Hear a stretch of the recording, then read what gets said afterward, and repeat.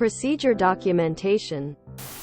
I used to work for a small company which was acquired by a group of investors did not do a good job of hiding that they are planning to replace everyone with low-skill contractors and sell the company. For all of 2023 they've been pushing us non-stop to update our procedure documentation. Our senior manager announced in FY23 that there will be a monthly quota for procedure documentation. When there was pushback, his response was that it doesn't always have to be complicated procedures or a perfect procedure. He was always spouting something about not letting perfection get in the way of progress, etc. I was already thinking about leaving to finish my degree, so I immediately began the application process. But in the meantime, for most of 2023, I met my quota by documenting the most unnecessary procedures. But I gave them corporate descriptions so it's not immediately obvious.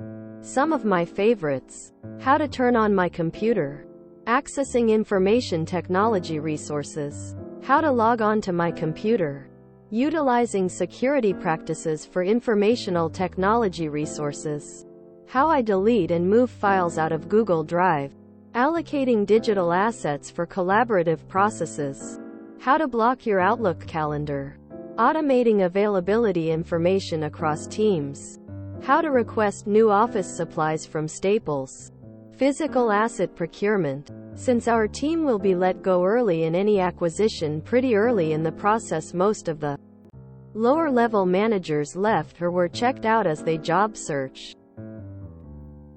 My manager had been so distracted that they never reviewed any of my procedures. I asked for feedback on a few real procedures to make it seem like I was doing what they asked. And basically they simply checked off that I've been meeting my quota. I left the job in December and have started school this spring. But I just heard from an ex-colleague who is still with the company they just discovered my procedures. He just texted me and said the senior manager is furious because other people were basically doing the same thing. And now most of our team has left and they barely have anything documented. If you want people to do a proper job explaining what to do, you should probably give them a reason to do it, or at the least check that they are in fact doing it. From a different perspective, decades ago our organization became ISO 9003 certified. We documented everything we did. It cut our work efforts by half. In each of my procedures I added, I will buy you an alcoholic beverage of your choice if you have read this far. 2 years later I left the company. 2 days after I left, my replacement called asking for a red rooster. That was the only request I received. One of my former employers was doing this.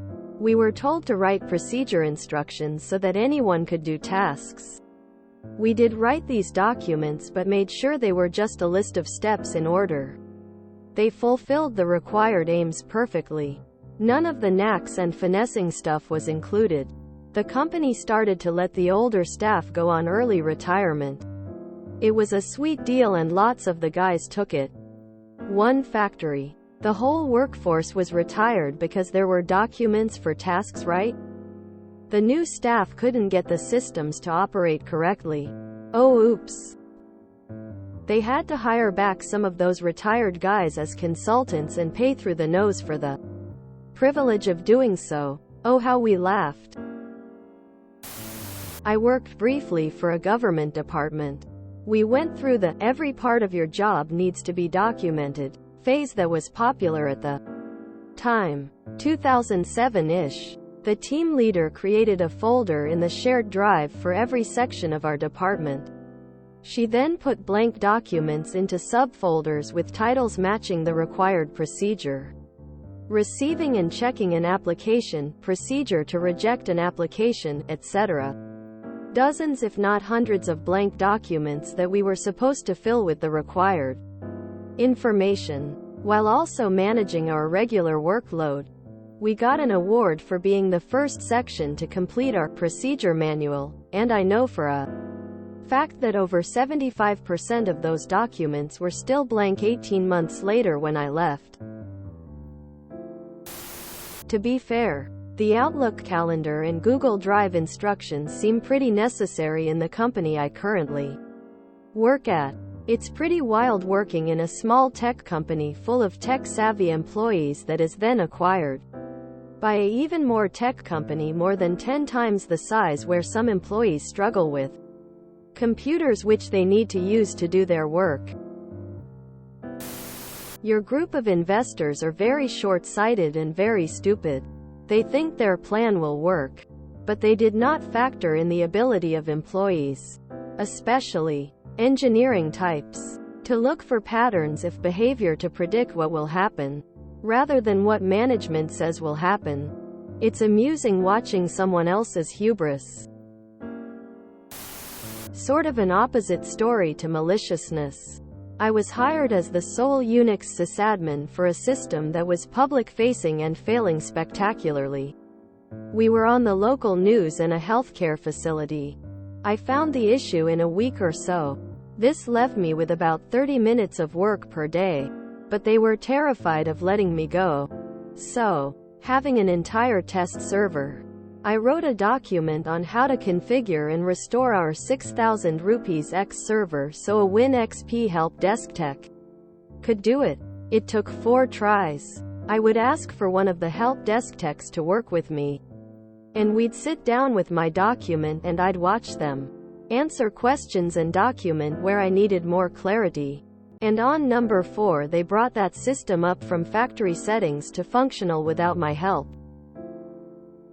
My thoughts were, what if I'm the patient hit by a bus needing that system? Quote, it only sped up and expedited care. Medical care could go on without it.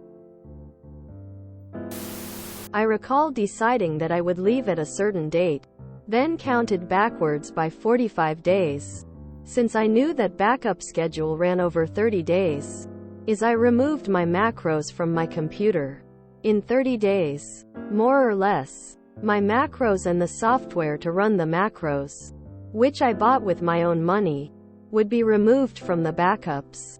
There would be no way to recreate things, especially given that I also emptied the trash can, defragmented the hard drive, and performed a G6 wipe off all empty sectors of the hard drive every day. Then put in my resignation. I was asked to write up procedures, but asked them which procedures they wanted written up, since I wasn't sure what was important to them. Got the list of what was wanted and completed the procedures in the most bland way possible.